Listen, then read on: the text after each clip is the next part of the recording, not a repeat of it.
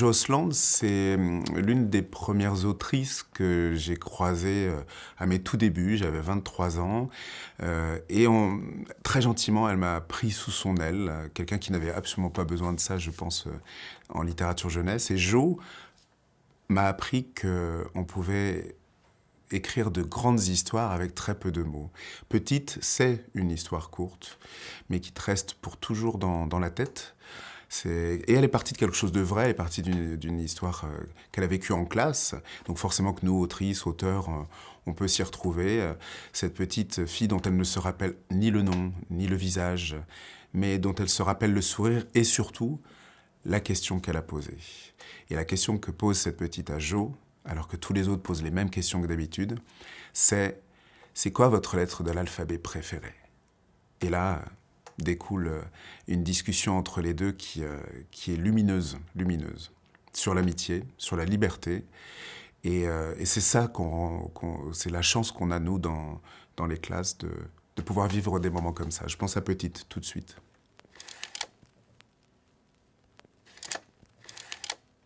Plus qu'un livre, ce qui m'a donné envie d'être auteur, ce sont des chansons.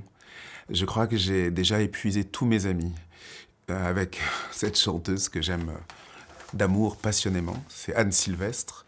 Et voilà, moi j'ai été élevé, et c'est marqué un peu partout, mais c'est terriblement vrai, aux fabulettes d'Anne Sylvestre. Je trouvais que c'était brillant de littérature, que c'était audacieux. Elle nous disait, notamment dans ses chansons pour, qu'on avait le droit de désobéir. Elle nous disait qu'on avait le droit de ne pas aimer quelqu'un, voire même peut-être de le détester. Et puis surtout, elle disait l'humanité, elle disait aussi la liberté de l'enfance. Donc Anne Sylvestre. Et quand j'ai commencé à écrire, j'ai commencé par faire des chansons pour enfants. Et je me rappelle qu'avant d'être publié aux éditions Actes Sud, mon premier livre, dans ma grande naïveté des 20 ans, je me dis, mais à qui je peux faire lire ces chansons que j'écris? Et je les envoie à Anne Sylvestre, que je ne connaissais évidemment pas, mais très facile de trouver son adresse. Et je lui envoie et elle répond. Sa réponse, elle disait qu'elle ne répondait jamais, mais que là, elle avait aimé, qu'elle ne pourrait pas les chanter parce qu'elle chantait les siennes, qu'elle ne pourrait pas les produire parce qu'elle produisait les siennes, mais qu'en revanche, elle pourrait en faire les musiques. Ça ne s'est jamais fait, mais depuis ce jour-là, il y a eu une très très jolie fidélité. C'était une femme qui se rappelait de tout le monde. Étonnamment, on tourne ce Kiboukin le jour de l'anniversaire de sa mort. Donc je trouve que c'est assez fort et touchant.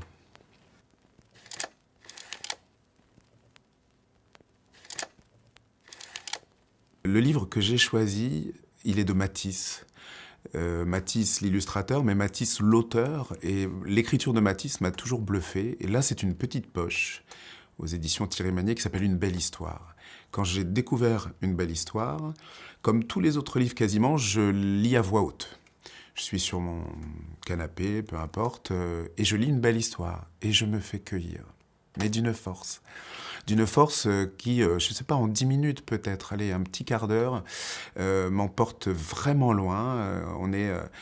Évidemment, je ne vais pas raconter toute l'histoire, mais une belle histoire, c'est celle de deux amoureux qui ont tous les deux 100 ans le lendemain.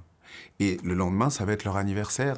100 ans et 100 ans, bon sang, ça se fête. Il y a évidemment toute la famille qui va arriver, les petits-enfants, les tout-petits, les arrières.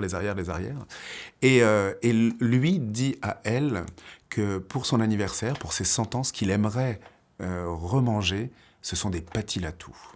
Et elle lui fait des pâtis-la-tout, mais qu'est-ce que c'est? Elle dit, tu sais, c'est les petits bonbons là qu'on mangeait quand on était enfant. Et elle, évidemment, lui dit, écoute, au bout de 100 ans, crois-moi que ça ne doit plus exister. Et lui insiste. Il dit, mais tu sais, moi, c'est ce que j'aimerais pour mes 100 ans. Et elle est encore très agile, lui beaucoup moins, et elle décide très gentiment d'aller faire le tour des confiseries pour trouver ses pâtis-la-tout. Il y a dans ce livre-là, pourtant, 2 personnes de 100 ans, on pourrait se dire ça n'intéressera jamais les enfants. Et c'est un livre tellement pétri d'enfance que tout est là. Et je trouve très très audacieux, parce qu'évidemment je ne vous ai pas tout raconté, très audacieux d'avoir écrit cette histoire. Il y a un personnage qui m'a énormément fait rire. C'est l'écriture, en plus c'est par l'écriture de Jean-Claude Mourleva, qu'on ne présente plus. Jean-Claude, il a écrit des textes fondateurs. Et là, je voulais comme personnage celui qu'il a inventé pour la troisième vengeance de Robert Poutifard. Bon, déjà, Robert Poutifard, c'est juste savoureux à dire. Et ce personnage-là, mais on aurait voulu l'inventer, je crois qu'on n'aurait pas réussi.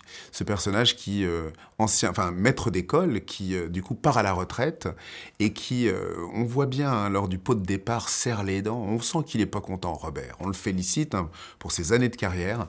Et là, lui, il n'a qu'une seule envie, c'est de rentrer chez lui. Enfin, plutôt chez sa maman, parce que Robert Poutifard, même au temps de la retraite, habite encore chez sa maman. Et parce qu'il a un grand projet pour sa retraite, c'est de ressortir toutes les photos de classe de ses années de carrière et de se venger des pires élèves qu'il a eus. Et je crois que Jean-Claude était parti d'une rencontre pareille en classe où il avait dit « mais ça serait quoi le pire des... Enfin, ce qu'un enseignant pourrait faire de pire, quoi. » Et je crois que quelqu'un lui avait répondu de ne pas aimer ses élèves. Et ce Robert Poutifard, il est jouissif pour sa petite cruauté.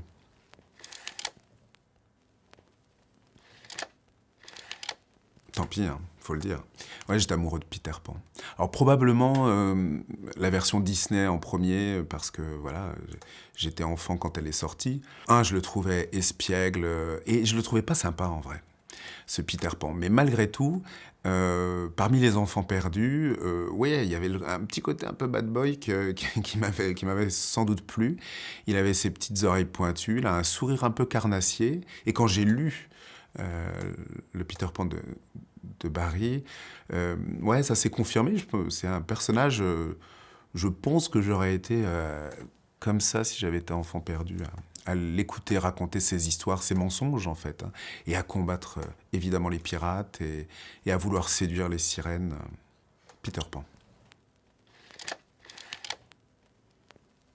C'est compliqué comme question parce que je crois que toutes nos écritures nous traversent les unes les autres. Évidemment qu'elles viennent de loin, mais malgré tout, je crois que c'est cet adolescent qui s'appelle Zacharie.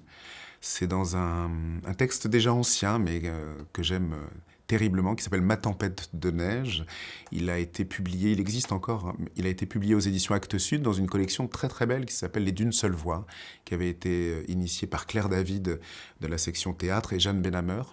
Et l'idée était d'écrire des grands monologues d'adolescents et d'adolescentes. Et pourquoi celui-là, il me touche particulièrement, c'est que je crois y avoir glissé pas mal de moi, puisque c'est un adolescent de 19 ans qui, en fait, va être papa.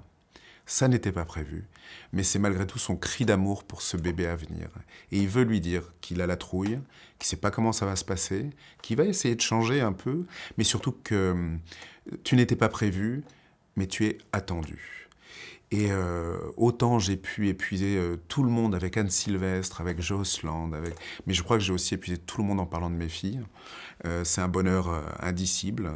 Et ce texte-là, c'était aussi ma manière de leur faire ce cadeau. Ce texte-là, en plus, j'ai volé le titre à Richard Brotigan, qui a écrit un très très beau texte qui s'appelle « La plus petite tempête de neige jamais recensée ». Et une naissance étant un grand bouleversement, je trouvais que c'était plutôt bien d'utiliser ce titre-là. Ma tempête de neige, au début, j'avais pris le parti de l'écrire par la voix de la future maman. Et je le fais lire à mon amie Cathy Itac, qui est autrice. Et Cathy me dit « Je crois que c'est pas ça que tu veux raconter ». Et c'est ce qui m'a permis de switcher et de donner cette voix d'amour à ce futur père.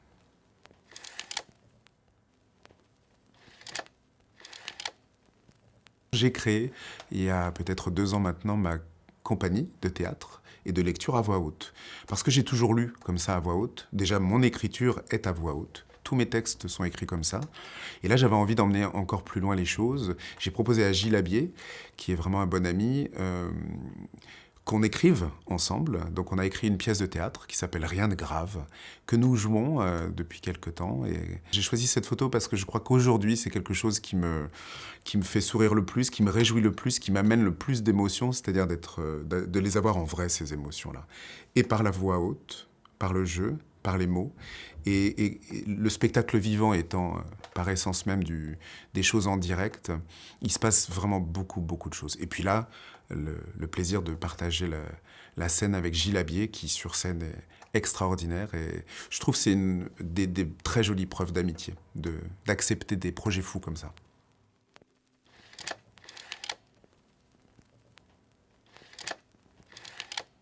L'image que je voulais partager, oh, c'est forcément une image d'enfance.